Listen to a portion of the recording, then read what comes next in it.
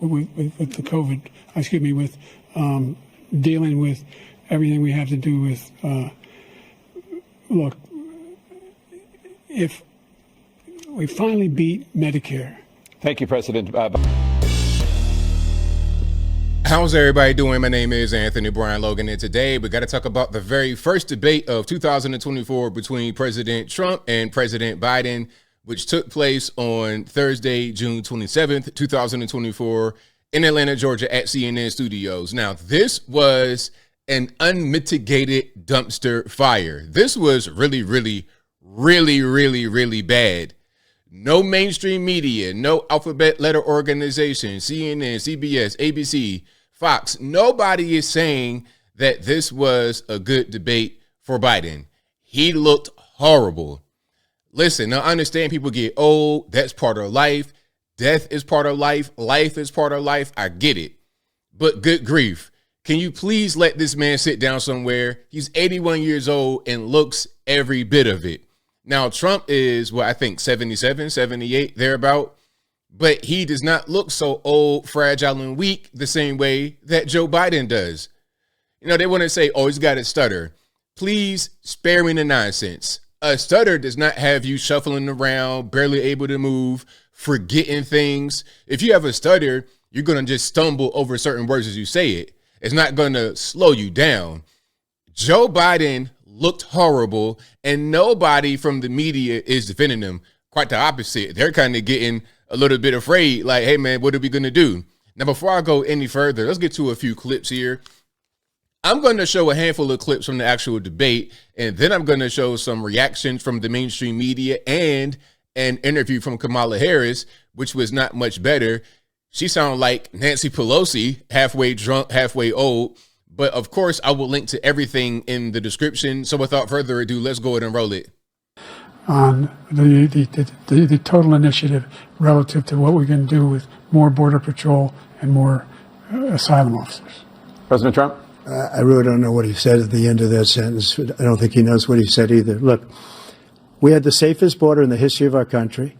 The border, all he had to do was leave it. All he had to do in the history.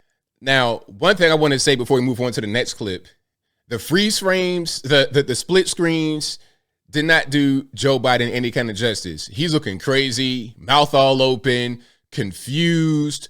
It was a mess. When they would have Trump on the split screen when he was not talking, he looked like he was focused. You know, he was present and aware. He looked like he's supposed to look. But this guy had this kind of face all throughout the actual debate. It looked bad. It looked really bad. Okay, let's keep on moving here. Look, there's so many young women who have been, including a young woman who just was murdered, and he went to the funeral. The idea that she was murdered by an immigrant coming in. They talk about that, but here's the deal: there's a lot of young women who are being raped by their in-laws, by their spouses, brothers and sisters, it's just ridiculous, and they can do nothing about it. And they try to arrest them when they cross state lines. Thank you. And there were several times during the debate where he would get kind of saved by the bell.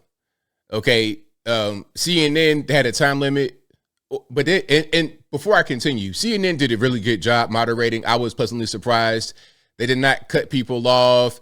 They weren't trying to cut microphones off, because when the rules came out talking about they're going to have the power to turn off the microphone, people thought that they might abuse that, but they didn't do it. They let both sides get their point of view out. And there was even sometimes they would say, hey, Mr. Biden, hey, Mr. Trump, you have about 45 seconds left. Do you want to add anything? They were adamant about getting certain questions answered if they felt like the candidates were evasive.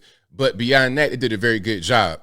And one thing they did for Biden is pretty much have a bill to save him, because at the end of the time, they would just say, thank you, Mr. Biden, to stop him from rambling like the way he was rambling. Okay. Now, let's check this out about the C-19 mandates. Tax cuts spurred the greatest economy that we've ever seen just prior to COVID. And even after COVID, it was so strong that we were able to get through COVID much better than just about any other country.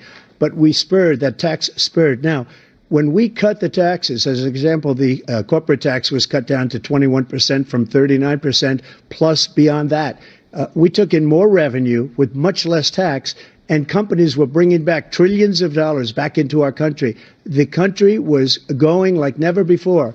And we were ready to start paying down debt. We were ready to start using the liquid gold right under our feet, the oil and gas right under our feet. We were going to have something that nobody else has had. We got hit with COVID. We did a lot to fix it. I gave him an unbelievable situation with all of the therapeutics and all of the things that we came up with.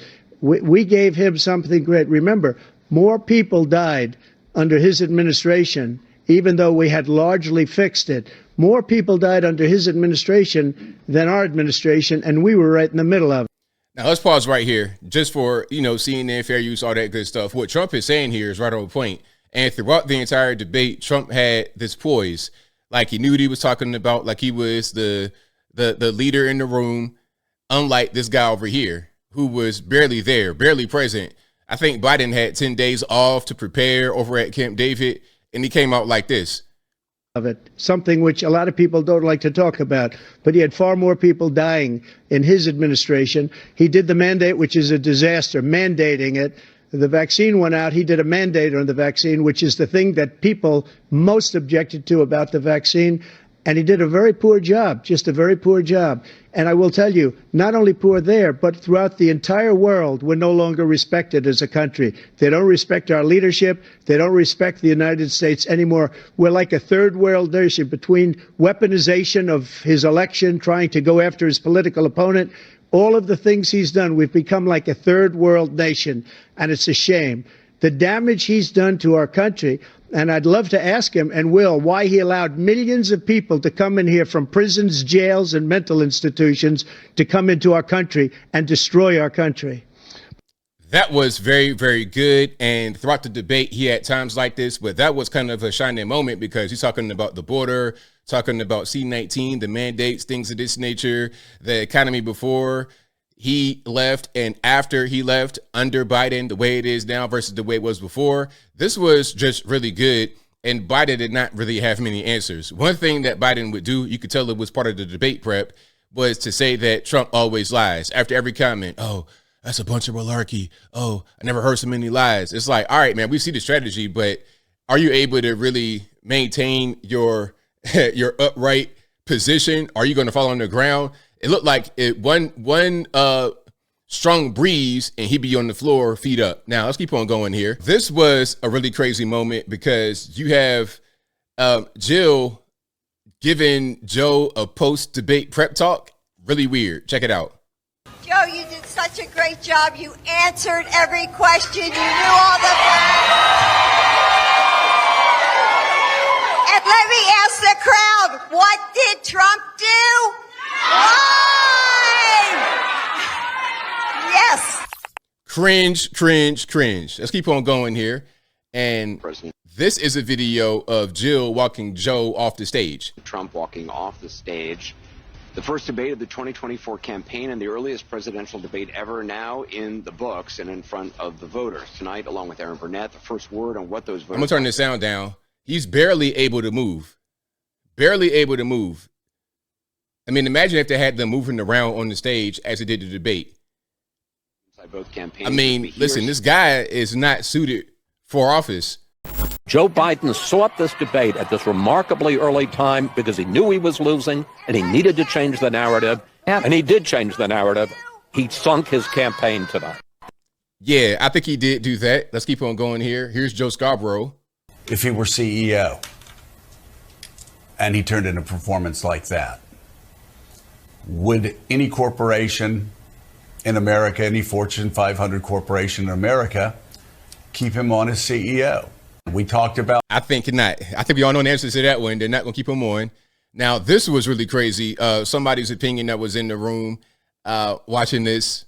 He said that when that happened, the entire room was just completely silent and in shock, and that this member's own reaction was that he wanted to jump off of a bridge. Now, that comes from a Democratic Party official. He wanted to jump off a bridge because Biden's performance was so bad. I mean, a Democrat says this. Look, you see it right there. This is on CNN. You know, this is not right-wing news. This is CNN talking like this. Now, here's more from CNN. And the vibe that the CNN room had after the debate was like a funeral. Right now, as we speak, there is a deep, a wide, and a very aggressive panic in the Democratic Party. It started minutes into the debate, and it continues right now. It involves party strategists, it involves elected officials, it involves fundraisers. And they're having conversations about the president's performance, which they think was dismal, which they think will hurt other people down the party in the ticket, and they're having conversations about what they should do about it. Some of those conversations include, should we go to the White House and ask the president to step aside? Other of the conversations are about, should prominent Democrats go public with that call? Because they feel this debate was so terrible. Now, for some reason, they decided to interview Kamala Harris. Why they did this, I don't know, but let's check it out. John King has described a panic inside the Democratic Party right now because of President Biden's performance in tonight's debate. He's been hearing from Democratic lawmakers and others around the country. Some within your own party are wondering if President Biden should even step aside. What do you say to that? Listen, first of all, what we saw tonight is the president making a very clear contrast with Donald Trump on all of the issues that matter to the American people. Yes, there was a slow start, but it was a strong finish. And what became very clear through the... Kamala, it was not a strong finish. It was a slow start, slow finish, bad start, bad finish, to be totally honest. It was not good. There's no way you can really spin this. I understand it's your job as a vice president, but come on, man. Come on.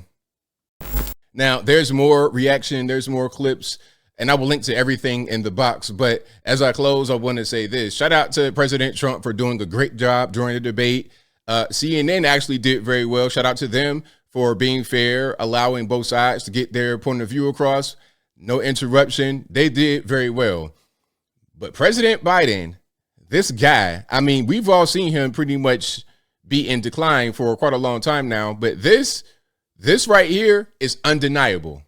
And I think I'll leave that right there for now. And what say you? What's your take on the debate? Do you think that President Biden won? How about President Trump? Whatever your thoughts are, let me know in the comments below. You guys know where I'm at. This is obvious. It was a sound victory, a resounding victory from President Trump. Biden might as well just drop out at this point. He might as well drop out because it's pretty much a done deal. But whatever your thoughts are, please let me know in the comments below. And that's all I got to say for this video. If you like what you heard, please comment, rate, share, and subscribe. Peace.